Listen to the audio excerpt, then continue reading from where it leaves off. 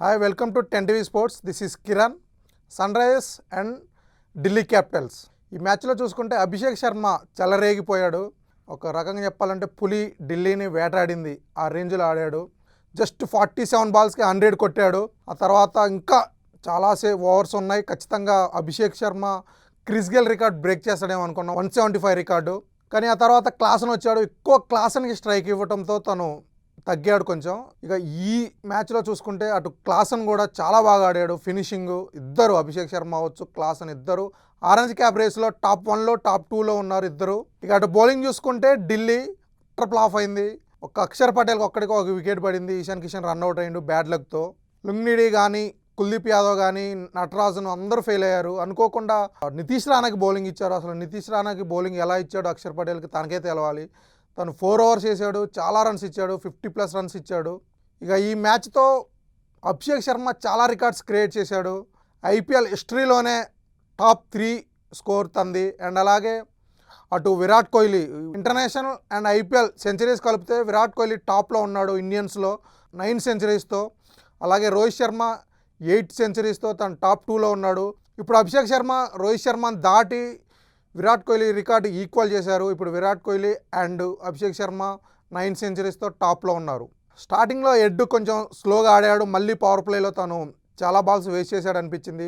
And ఒక మంచి partnership Abhishek Sharma and Travis head.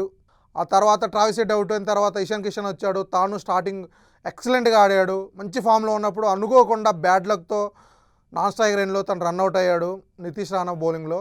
And ఆ తర్వాత క్లాసన్ వచ్చాడు. ఇద్దరు చెలరేగిపోయారు. ఇద్దరు కలిసి 242 స్కోర్ కొట్టారు. ఇంత బిగ్ టార్గెట్తో చేజింగ్కి దిగిన ఢిల్లీ ఫస్ట్ నుంచి చాలా స్లోగా ఆడింది. అటు కేఎల్ రాహుల్ అవ్వచ్చు, నిశాంక్ అవ్వచ్చు, చాలా ట్రై చేశారు. కానీ బౌండరీస్ అయితే లభించలేదు వాళ్ళకి. అండ్ ఆ తర్వాత నితీష్ రాణా వచ్చాడు. నితీష్ రాణా, కేఎల్ రాహుల్ ఎక్సలెంట్గా ఆడారు. నితీష్ రాణా నుంచి ఎవరు ఎక్స్పెక్ట్ చేయలేదు. తను ఒక రకంగా చెప్పాలంటే సన్ రైజర్స్ ఫ్యాన్స్ని, సన్ రైజర్స్ టీంని భయపెట్టాడు. ఆ రేంజ్లో ఆడాడు.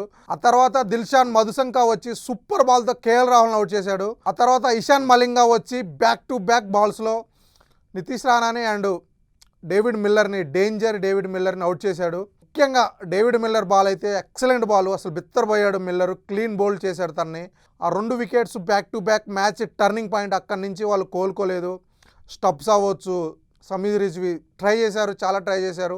కానీ మళ్ళీ ఇద్దరిని, ఇషాన్ మలింగానే ఇద్దరిని అవుట్ చేశాడు. ఒక టర్నింగ్ పాయింట్. అండ్ వాళ్ళతో పాటు ఇంపాక్ట్ ప్లేయర్గా వచ్చిన అశుతోష్ శర్మను కూడా ఇషాన్ మలింగానే అవుట్ చేశాడు. ఎక్సలెంట్ స్పెల్ తన నుంచి. 4 వికెట్స్, 4 ఇంపార్టెంట్ వికెట్స్, మామూలుగా కాదు. ఇన్ఫామ్ నితీష్ రాణా అవ్వచ్చు, కిల్లర్ డేవిడ్ మిల్లర్ నుంచి సమీర్ రిజ్వీ అండ్ అశుతోష్ శర్మ 4 మిడిల్ ఆర్డర్లో క్రూషియల్ వికెట్స్ తనే తీశాడు. One of the best spell తనకి కెరియర్లోనే. అండ్ అలాగే లాస్ట్లో హర్షదూబు, నేను చెప్పినట్టు హర్షదూబుని పక్కన పెట్టి తప్పు చేస్తున్నారు. తను తీసుకోవాలని హర్షదూబుని తీసుకున్నారు. తను 3 వికెట్లు తీశాడు. అండ్ అలాగే షాకిబ్ హసన్ యంగ్ బౌలర్, తను కూడా సూపర్గా ఒక వికెట్ తీశాడు. సన్ రైజర్స్ హైదరాబాద్ ఈ విన్తో 7 మ్యాచెస్తో 4 విన్స్తో వాళ్ళు టేబుల్ టాప్ 4లో ఉన్నారు. మంచిగా నేను అన్నట్టు కరెక్ట్ టైంలో, సీజన్ ఇంపార్టెంట్ టైంలో అందరూ సెట్ అయ్యారు, బ్యాట్స్మెన్లు, బౌలర్లు. సో ఇప్పుడు ప్యాట్ కమిన్స్ వచ్చినా రాకపోయినా బౌలింగ్ అయితే చాలా అద్భుతంగా ఉంది. అండ్ ఇషాన్ కిషన్ కూడా కెప్టెన్ సూపర్ చేస్తున్నాడు. తన కెప్టెన్సీ కోసం అటు కీపింగ్ను కూడా వదులుకొని తను బౌలర్స్ పక్క నుండి ప్రతి బాల్కి బౌలర్తో మాట్లాడి అద్భుతంగా తను కెప్టెన్సీ చేస్తున్నాడు. కరెక్ట్ టీంలో అంతా సూపర్గా సెట్ అయ్యారు. అలాగే ట్రావిస్ హెడ్ కూడా పవర్ ప్లేలో కొంచెం స్పీడ్గా ఆడితే ఈ టీంకి తిరుగుండదు. డెఫినెట్గా క్వాలిఫై అవుతుంది. క్వాలిఫైతో పాటు టాప్ 2లో ఉంటారనిపిస్తుంది ఈ ఫామ్ చూస్తుంటే. చూడాలి మరి ఏం జరుగుతుందో.